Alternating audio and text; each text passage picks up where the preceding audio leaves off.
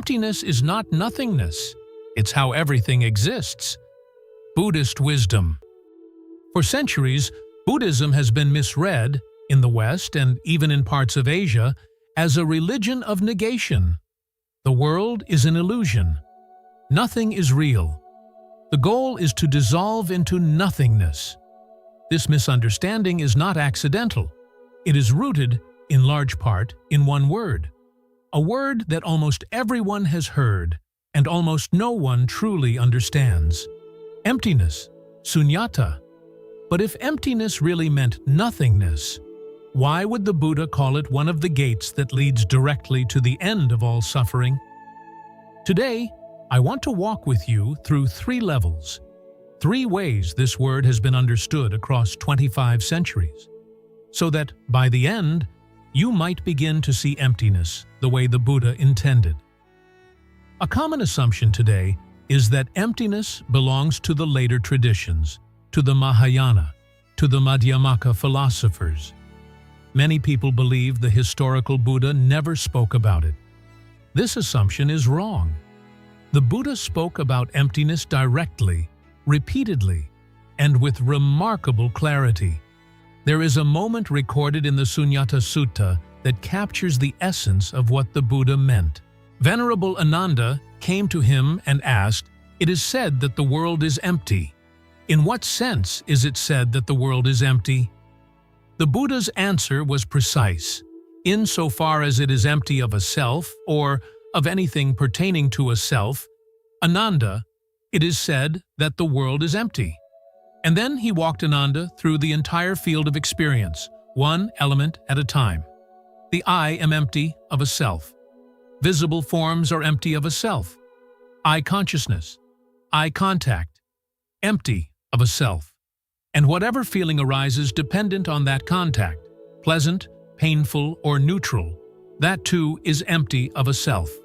The ear, the nose, the tongue, the body, the mind, each one, along with its objects, its consciousness, its contact, and whatever feeling arises from that contact, all empty of a self or of anything pertaining to a self. He was not saying the world does not exist. The eye still sees. The ear still hears. Consciousness functions. But within every moment of seeing, hearing, thinking, feeling, there is no owner, no fixed entity at the center.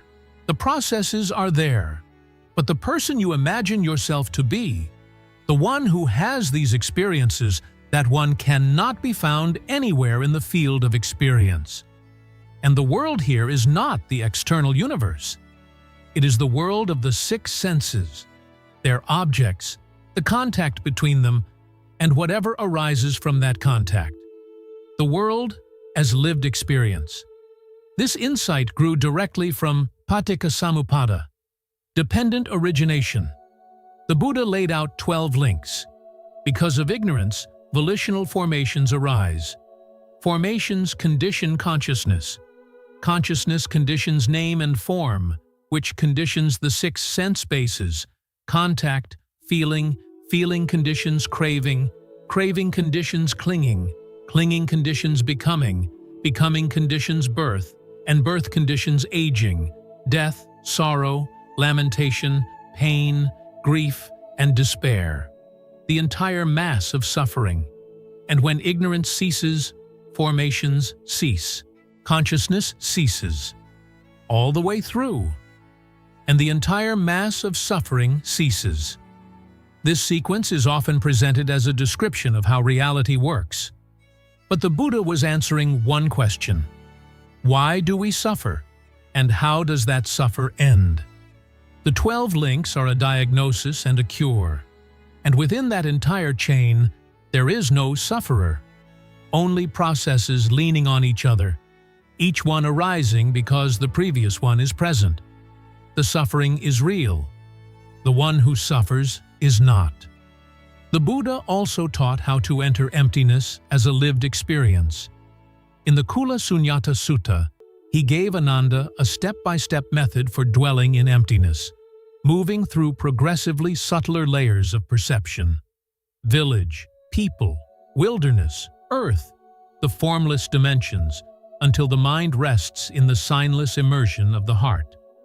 At each stage, the instruction is the same.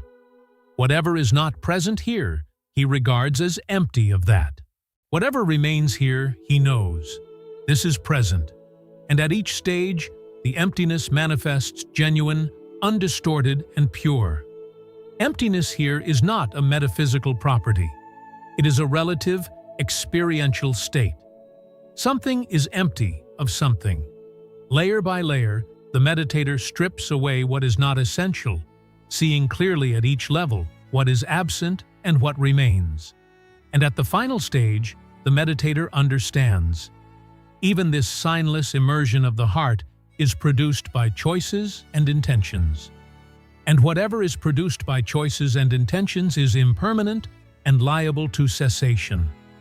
Knowing and seeing this, the mind is freed. And the texts add one word to describe this final emptiness that they do not add to any of the previous stages. Supreme. Something else is present in the early discourses, something that contains an enormous implication the Buddha chose not to unfold. In the Pakaya Sutta, the Buddha said, whether there is an arising of Tathagatas or no arising of Tathagatas, that element still persists. The stableness of the Dhamma, the fixed course of the Dhamma, specific conditionality, Dapakayata. A Tathagata awakens to this and breaks through to it. His choice of language deserves attention. He called conditionality a dhatu, an element, something belonging to the nature of reality itself. He called it Dhammatatthata, the stableness of the Dhamma, and Dhammanyamata, the fixed course, the regularity of the Dhamma. These describe something embedded in the way things are, persisting whether or not anyone recognizes it. He did not create this principle. He awakened to it. But immediately after this statement, the Buddha went straight back into the 12 links. With birth as condition, aging and death comes to be. He took this universal-sounding principle and applied it to the specific question of how suffering arises and how it ends. He never sat his monks down and said, "And this is also how mountains form and rivers flow." He always brought it back to liberation. There is a second seed.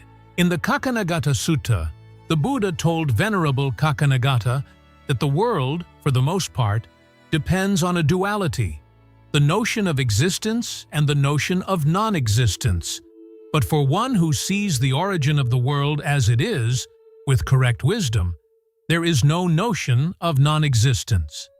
And for one who sees the cessation of the world as it really is, there is no notion of existence. Avoiding both extremes, the Tathagata teaches the Dhamma by the middle, through dependent origination. Here the Buddha is defining the middle way as the refusal to land on either thing truly exist or things do not exist at all. When you see arising, you cannot say nothing is there. When you see cessation, you cannot say something permanent is there.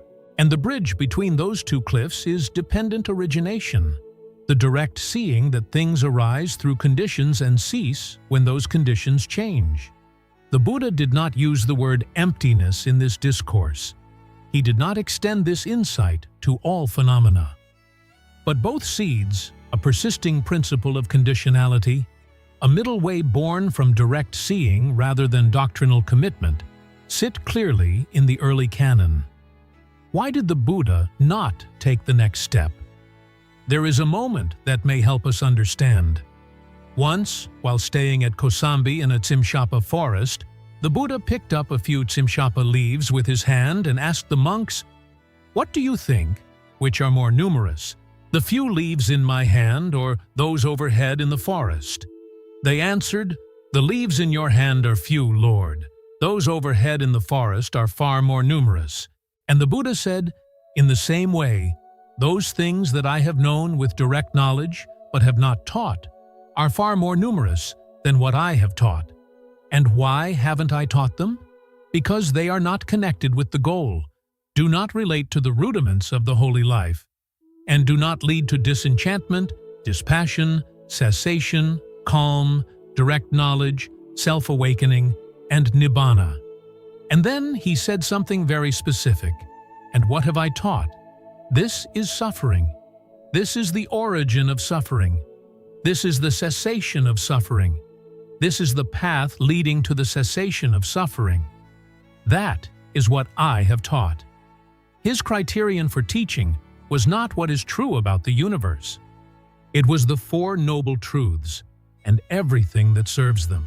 The seeds remained in the soil, visible to anyone who looked carefully enough.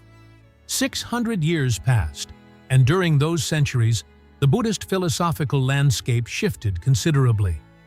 Various schools of Abhidharma had emerged, each attempting to map the ultimate constituents of reality.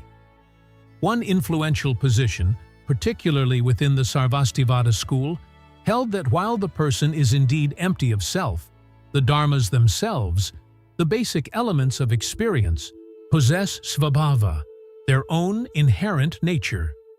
Fire has the inherent nature of heat.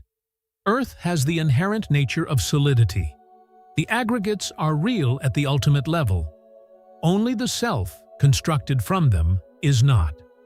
This was a rigorous position, and, in a way, a natural development of the Buddha's own analytical method.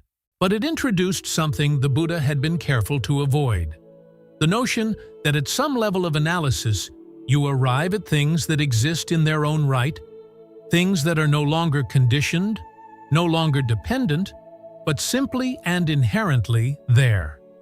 And this sits uneasily beside the principle of idappaccayata. If something truly has its own inherent nature, in what sense is it dependently arisen? This is the tension Nagarjuna addressed in the Mula Madhyamaka Karika, the fundamental verses of the Middle Way. He took the Buddha's seeds and grew them to their full height. His core logic was straightforward. The Buddha declared conditionality a dhatu, a persisting principle of reality. If everything that exists arises through conditions, then nothing can possess svabhava, because having an inherent nature means existing independently, without depending on anything else. Something that depends on conditions, by definition, does not exist from its own side. Therefore, all phenomena, not just the person, but the dharmas themselves, are empty of inherent existence. Everything the Abhidharma schools had treated as ultimately real arises through conditions, and therefore everything is shunya, empty. He expressed this in verse 24:18. Whatever is dependently arisen, that we declare to be emptiness, that is a dependent designation, and that itself is the middle way. He took three concepts that existed separately in the early teachings: dependent origination, emptiness, the middle way, and revealed them as three names for the same insight. To say things arise through conditions is to say things are empty of inherent existence, and to say things are empty of inherent existence is to walk the middle between things absolutely exist and things do not exist at all, exactly where the Buddha placed the middle way in the Kaccanagotta Sutta. Nagarjuna did not invent a new teaching. He uncovered a unity already present in the Buddha's words, one that 6 centuries of philosophical development had partially obscured. In a sense, he was returning to something the Buddha had already seen, but had expressed in a different way, for a different purpose.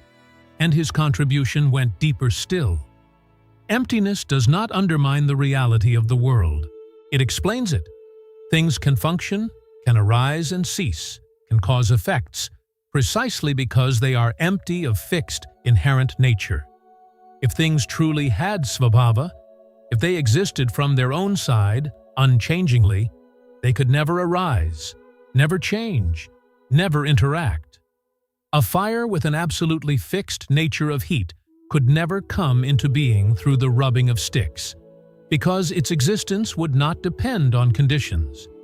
It is the very emptiness of things that allows them to participate in the flowing web of cause and effect that we call the living world. Far from negating the world, emptiness is what makes the world work. This is what Nagarjuna meant when he wrote, "For whom emptiness is possible, everything is possible. For whom emptiness is not possible, nothing is possible." But he also understood that this insight carries its own danger. In verse 13:8, the Buddhas have taught emptiness as the relinquishing of all views. But those who hold emptiness as a view, they are the incurable ones. Emptiness was taught as medicine, a way to release every rigid position about how things truly are. If you turn that medicine into another rigid position, you have used a teaching about letting go to create something new to hold on to. When we say, emptiness is how everything exists, we are speaking at this level. Everything exists. The table is there. The rain falls. Your body breathes. But the way everything exists is through conditions, dependent, interconnected, without any fixed core. And the purpose of seeing this remains what it was in Buddha's time, to cling less, and through that, to suffer less. You have now traveled through 25 centuries of thought. And if you are honest with yourself, there is a question forming, the most important question of all. Does any of this actually matter on the path of practice? Is understanding emptiness genuinely necessary for someone walking the Buddha's path toward awakening? The question matters because the Buddha himself was fiercely practical. He compared his teaching to a raft, useful for crossing the river, but not something to carry on your head once you have reached the other shore. If emptiness did not serve the purpose of liberation, he would not have taught it. But he did teach it. He called dwelling in emptiness his own regular practice. He described the progressive deepening of emptiness meditation as culminating in the supreme emptiness, the one that leads to the complete ending of defilements. And he placed it as one of the three vimokkhamukha, the three gates that lead directly to liberation. These three gates deserve attention. The emptiness liberation is freedom through the direct insight into non-self. The signless liberation is freedom through seeing that all formations are impermanent. The wishless liberation is freedom through seeing that all conditioned things are marked by unsatisfactoriness, so that craving toward any of them naturally falls away. Three gates, one nibbana, each one is real, and each one opens onto the same freedom. And these three gates are more intertwined than they appear. When you see impermanence deeply enough, watching a sensation arise and dissolve, then another, you are also seeing that there is no fixed entity behind those changes. The seeing of impermanence, taken deep enough, becomes the seeing of non-self.